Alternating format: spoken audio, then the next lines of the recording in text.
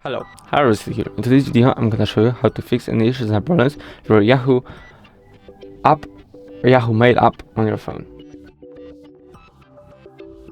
So first thing that you want to do is go out to the Play Store, search Yahoo,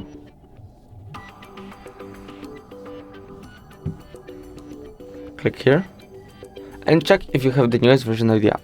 If you have the newest version of the app, everything should be cool, but if you don't have, maybe you just need to update the app. After updating, still got some issue, I'm gonna show you two more ways how to fix it. So first way, go up to the settings, apps, see all apps, Finder, Yahoo, permissions, and just allow all not allowed, like here.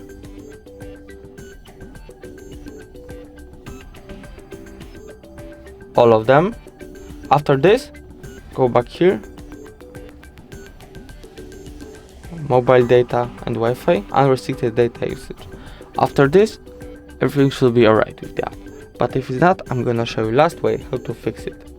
So last way is go back to the Play Store, uninstall the app, uninstall, and just reinstall the app. After this, everything should be alright. If the video was helpful, please leave a like and subscribe, and bye.